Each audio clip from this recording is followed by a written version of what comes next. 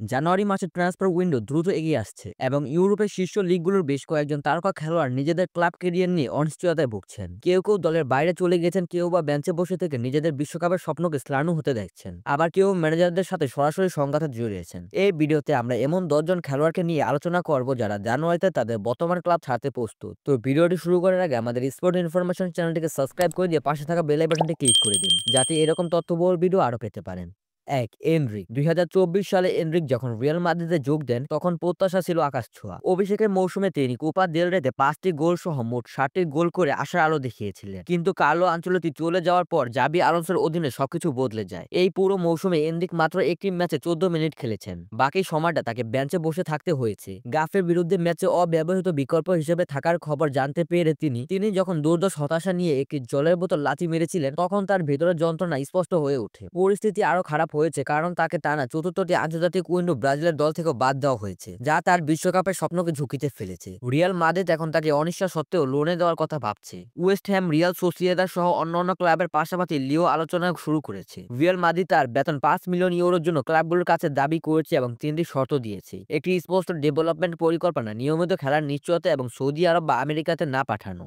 ২. Kobo মাইনো। ১২ মাস আগে Kobo মাইনো ছিলেন English ফুটবলের ব্রেকআউট স্টার। এখন তিনি আমারিনের অধীনে সাইডলাইন থেকে নিজের ক্যারিয়ারের স্থিরতা দেখছেন। এই মৌসুমে তিনি প্রিমিয়ার লিগের একটি ম্যাচও শুরু করেননি। সব প্রতিযোগিতা মিলিয়ে খেলেছেন মাত্র ১১৭ মিনিট। গত গ্রীষ্মে একাডেমির এই গ্রাজুয়েট লোনে যেতে চাইলেও ইউনাইটেডের কর্তারা তাকে আটকান। আমারিমের কঠোর ৩-৪-৩ সিস্টেমে মাইনোর জন্য খুব কম জায়গা আছে, কারণ তাকে ক্যাপ্টেন ব্রুনো ফার্নান্দেজের সাথে প্রতিযোগিতা করতে হচ্ছে। এখন নাপালি তাকে দলে ফেরাতে আগ্রহী। ডিসেম্বরে আফ্রিকান কাপ অফ নেশনের সময় জাম্বো আগুয়েন্সের বিকল্প হিসেবে নাপালি মাইনোকে দেখছে। কন্তে ব্যক্তিগতভাবে মাইনোকে ম্যাকটোমিনে ও গিলমোরের সাথে একটি গুরুত্বপূর্ণ ভূমিকা দেওয়ার আশ্বাস দিয়েছেন। নাপোলি কেনার সুযোগ সহ সরাসরি লোনের প্রস্তাব দিচ্ছে এবং তার পুরো বেতন বহন করতে প্রস্তুত। নিয়মিত ফুটবল ছাড়া মাইনোর ইংল্যান্ড দলে তার জায়গা ধরে রাখা কঠিন হবে। ৩. Joshua Zirkzee. জোসুয়া জিকোর্জির ম্যানচেস্টার ইউনাইটেড ক্যারিয়ার ছিল দ্রুত এবং নির্মম। গত গ্রীষ্মে তিনি সিরিয়াতে ১১ গোল করার পর বোলোনা থেকে এসেছিলেন, কিন্তু ১৬ মাস পরে এই মৌসুমে তিনি প্রিমিয়ার লিগের একটি ম্যাচও শুরু করেননি এবং মোট খেলেছেন মাত্র ৯০ মিনিট। বিশ্বকাপ আসন্ন হওয়ায় ২৪ বছর বয়সী এই খেলোয়াড় জানুয়ারিতে নতুন ক্লাব খুঁজে নিতে তার এজেন্টকে নির্দেশ দিয়েছেন। এসি মিলান তাকে সান্তিয়াগো গিমিনেজের আদর্শ প্রতিস্থাপন হিসেবে দেখে। মিলান ৬ মাসের লোনের পাশাপাশি কেনার সুযোগ সহ চুক্তি বিবেচনা করছে। ওয়েস্ট হাম, ব্রাইটন, অ্যাস্টন ভিলা এবং এভারটন সবাই তাকে দলে নিতে আগ্রহী।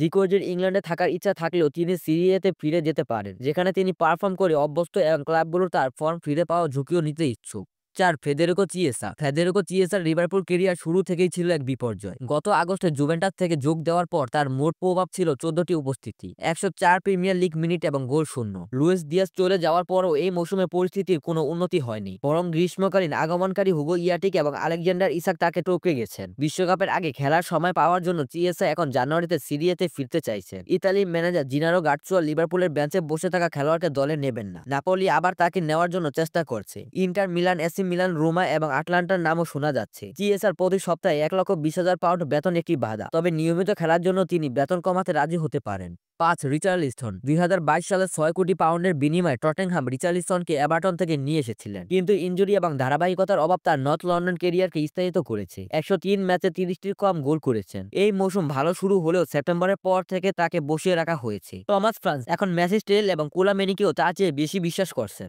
এখন এভারটন জানুয়ারিতে তাকে ফিরিয়ে আনার কথা ভাবছে। ডেভিস ময়েসের একজন পরিপক্কিত গোল স্কোরার দরকার। রিচার্লিসন এভারটনে ফিরতে খুব আগ্রহী, তবে এই চুক্তি নির্ভর করতে টটেনহামের একটি প্রতিস্থাপক স্ট্রাইকার খুঁজে পাওয়ার উপর। স্পার্ট প্রায় ৪০ মিলিয়ন পাউন্ড চাইছে, যা তাকে প্রাথমিক বিনিয়োগের তুলনায় একটি উল্লেখযোগ্য ক্ষতি। এভারটন খেলার সংখ্যার উপর নির্ভর করে কেনার বাধ্যবাধকতার সাথে লোনের চেষ্টা করতে পারে। ৬. Niklas Füllkrug. কিছু ট্রান্সফার কাজ করে না, আর নিকলাস ফুলক্রুগের ওয়েস্ট হ্যামে আসা এর একটি প্রকৃত উদাহরণ। গত গ্রীষ্মে জার্মানের এই খেলোয়াড় যোগ দেওয়ার পর থেকে বাস্তবতা ছিল করুণ। ২৭ ম্যাচে ৩টি গোল, এই মৌসুমে ০ গোল এবং ঘন ঘন ইনজুরির সমস্যা। তার এজেন্ট সম্প্রতি স্বীকার করেছেন পেছনে ফিরে তাকালে বলতে হয় ট্রান্সফারটি কার্যকর হয়নি। স্কাই স্পোর্টস জার্মানি জানিয়েছে যে ফুলক্রুগ একটি ট্রান্সফার রিকোয়েস্ট জমা দিয়েছেন এবং ওয়েস্ট হ্যাম জানুয়ারিতে যেকোনো অফার বিবেচনা করতে রাজি। তাকে এখন স্টার্টিং লাইনআপে কলম উইলিয়ামসন প্রতিস্থাপন করেছেন। ম্যানেজার নুনো এসপিরিতো সান্তোস ফুলক্রুগের ফিটনেস নিয়ে উদ্বেগ প্রকাশ করেছেন। এসি মিলান তাকে স্যান্টিয়াগো গিমাইয়ের সাথে অদলবদল করার পরিকল্পনা করছে। জার্মানি ক্লাব স্টুটগার্ট এবং হামবুর্গ তাকেও নিতে আগ্রহী। ৭. Raheem Sterling. রাহিম স্টার্লিং এর চেলসি বিভীষিকা এখনো চলছে এবং পরিস্থিতি ক্রমশ অদ্ভুত হচ্ছে। প্রিমিয়ার লিগের সর্বোচ্চ বেতনভোগী খেলোয়াড়দের মধ্যে একজন হয়েও মুরস্কার দ্বারা তিনি পুরোপুরি কালো তালিকাভুক্ত হয়েছেন। স্টার্লিংকে শুধু বাদ দেওয়াই হয়নি, তাকে চেলসির কুখ্যাত বড স্কোয়াডে নামিয়ে দেওয়া হয়েছে, যেখানে তিনি প্রাথমিক দলের থেকে আলাদাভাবে প্রশিক্ষণ নিচ্ছেন। মরিসকা স্বীকার করেছেন গত মৌসুমের শেষ থেকে তিনি স্টার্লিংকে দেখেননি। গত মৌসুমে আর্সেনালের লোনে কাটানোর পরও তার প্রভাব ছিল নগণ্য। তিনি তুরস্ক এবং সৌদি আরবের অফার প্রত্যাখ্যান করেছেন। স্টার্লিং প্রতি সপ্তাহে প্রায় 3 লক্ষ পাউন্ড উপার্জন করেন, যা তাকে স্থায়ীভাবে স্থানান্তর করা প্রায় অসম্ভব করে তুলেছে। যদি না সৌদি ক্লাবগুলো তাদের প্রতি আগ্রহ পুনরাবৃত্ত করে, তার ইচ্ছা ইংল্যান্ডে থাকা, কিন্তু বিকল্প ফুরিয়ে আসে। পরিস্থিতি পরিবর্তন না হলে এই মৌসুমের বাকিতে তাকে নির্বাসিত কাটাতে হতে পারে। 8. আদেমোলা লুকমান। খুব কম খেলোয়াড়ের অভিজ্ঞতা আদেমোলা লুকমানের মতো উত্থান পতনের সাক্ষী হয়েছে। 2024 সালে ইউরো কাপের ফাইনালে দুর্দান্ত হ্যাট্রিক সহ 20 গোল করে তিনি শীর্ষ ছিলেন, কিন্তু আগস্টে তিনি আটলান্টার প্রতিশ্রুতি ভাঙার অভিযোগ তুলে একটি আনুষ্ঠানিক ট্রান্সফার রিকোয়েস্ট জমা দেন। ইন্টার মিলান 45 মিলিয়নের পাউন্ডের বিড দিলেও আটলান্টা তা প্রত্যাখ্যান করে। লুকমান সামাজিক যোগাযোগ মাধ্যম থেকে ক্লাবের সব ছবি মুছে ফেলেন এবং একা অনুশীলন করেন। সাম্প্রতিক মার্সেইয়ের বিরুদ্ধে চ্যাম্পিয়ন্স লিগের জয়ের সময় পরিস্থিতি আবার উত্তপ্ত হয়। ম্যানেজার ইভান ইউরিচ লুকমানকে সাবস্টিটিউট করলে তিনি দৃশ্যত ক্ষুব্ধ হন। ভিডিও ফুটেজে দেখা যায় তাদের মধ্যে উত্তপ্ত বাক্য বিনিময় হচ্ছে। লুকমানের ফর্মও খারাপ হয়েছে। এই মৌসুমে 9 ম্যাচে মাত্র একটি গোল করেছেন। আটলেটিকো মাদ্রিদ, ইন্টার মিলান এবং রোমা তাকে নিতে আগ্রহী। সম্পর্ক খারাপ হতে থাকলে আটলান্টার কাছে তাকে বিক্রি করা ছাড়া আর কোনো উপায় থাকবে না। 9. জুব বেলিংহাম। বরুসিয়া ডর্টমুন্ডে বেলিংহামের পদবি একটি বিশাল বোঝা বহন করে এবং জুব এখন আবিষ্কার করেছেন সেই এক উত্তরাধিকারে তার নতুন একটি চাপ। আপনি তার বড় ভাই জুডের জন্য যে পরিমাণ ট্রান্সফার ফি দিয়েছিল, প্রায় একই পরিমাণ অর্থ তার জন্য ব্যয় করেছে, কিন্তু নিকো কোভাচের অধীনে তার খেলার সুযোগের জন্য সংগ্রাম করতে হচ্ছে। বুন্দেসলিগার প্রথম ম্যাচে খেলার পর প্রথমার্ধে তাকে তুলে নেওয়া হয়, যার ফলে তার বাবা একজন ক্লাব ডিরেক্টরের সাথে কথা বলতে যান। সেই খেলার পর থেকে জুব বুন্দেসলিগায় মাত্র একটি ম্যাচে স্টার্টিং একাদশের সুযোগ পেয়েছেন। সমস্যাটি দক্ষতার নয়, বরং কৌশলগত ফিটে। যখন আপনি আপনার ভাইয়ের ছায়ায় বাস করেন এবং প্রতিটি সাবস্টিটিউট উপস্থিতির সাথে তুলনা আরো জোরের হয়, তখন ধৈর্য একটি বিলাসিতা মাত্র।